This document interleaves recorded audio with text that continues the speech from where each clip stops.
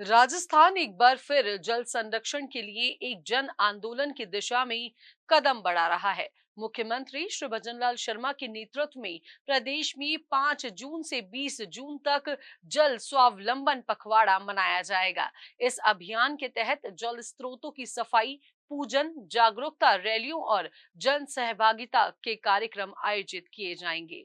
आइए जानते हैं इस अभियान की कुछ खास बातें और इसके पीछे की सोच। देखिए विशेष रिपोर्ट। राजस्थान के लिए जल स्वावलंबन पखवाड़ा एक महत्वपूर्ण पहल है। मुख्यमंत्री श्री भजनलाल शर्मा ने घोषणा की है कि इस वर्ष जल स्वावलंबन पखवाड़ा एक व्यापक जन भागीदारी के साथ मनाया जाएगा। 5 जून को विश्व पर्यावरण दिवस और गंगा दशमी का विशेष संयोग है। इसे ध्यान में रखते हुए यह पखवाड़ा पूरे प्रदेश में जल स्रोतों की सफाई, संरक्षण और जागरूकता के रूप में मनाया जाएगा। मुख्यमंत्री श्री भजनलाल शर्मा ने कहा कि इस अभियान की थीम है सबका श्रम, सबकी सहभागिता।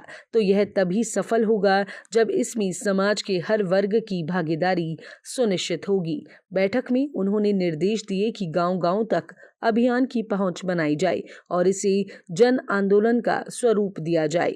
जल स्रोतों की सफाई और मरम्मत का काम इस दौरान किया जाएगा।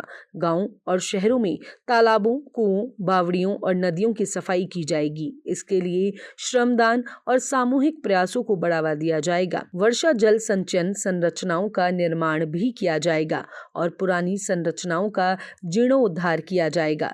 जन जागरूकता अभियानों के तहत विद्यालयों, पंचायतों और स्वयंसेवी संस्थाओं के माध्यम से जल संरक्षण के महत्व पर जागरूकता कार्यक्रम आयोजित किए जाएंगे।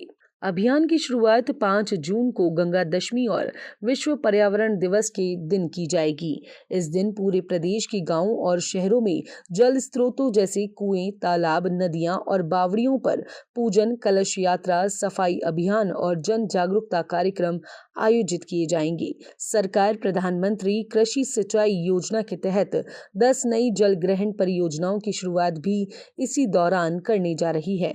इसके अलावा जल संरक्षण संरचनाओं का लोकार्पण और नई संरचनाओं का शिलान्यास किया जाएगा। मुख्यमंत्री ने प्रवासी राजस्थानियों, भामाशाहों और कॉरपोरेट संस्थानों को भी अभियान में भाग लेने का आह्वान किया है। जल संरक्षण के साथ साथ राज्य सरकार पेयजल स्रोतों की मरम्मत, अस्पतालों एवं शासकीय संस्थानों की सफाई, पक्षियों के लिए परिंदे लगाने जैसे कार्यों को भी इस अभियान का हिस्सा बना रही है। जल संरक्षण के साथ साथ हरियाली को भी प्रमुखता दी जा रही है। मुख्यमंत्री वृक्षारोपण महाअभियान और हरियालो राजस्थान मिशन के अंतर्गत इस वर्ष 11 करोड़ पौधे लगाने का लक्ष्य निर्धारित किया गया है। राजस्थान के भागीरथ मुख्यमंत्री श्री भजनलाल शर्मा मरुधरा के कल्याण के लिए लगातार अथक प्रयास कर रहे हैं। ERCP, राम जल सेतु लिंक परियोजना, यमुना जल समझौता के जरिए भी राजस्थान में जल संकट के समाधान की दिशा में महत्वपूर्ण कार्य किए जा रहे हैं।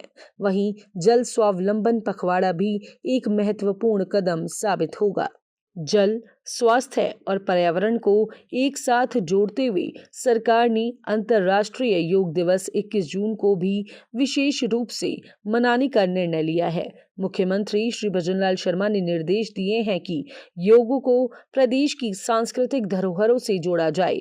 जयपुर, उदयपुर, जैसलमेर, चित्तौड़गढ़ जैसे प्रमुख पर्यटन स्थलों पर योगाभ्यास आयोजित होंगे। इस व्यापक प्रयास में जनप्रतिनिधियों, स्वयंसेवी संस्थाओं और स्कूलों, साथ ही कॉलेजों और आम नागरिकों की भागीदारी से यह पखवाड़ा एक बड़े जन आंदोलन का रूप लेने जा रहा है। इसलिए मैं कहना चाहता हूं कि 5 जून को, और 5 जून हमारा पर्यावरण दिवस भी है और 5 जून हमारा गंगा दशहरा भी है।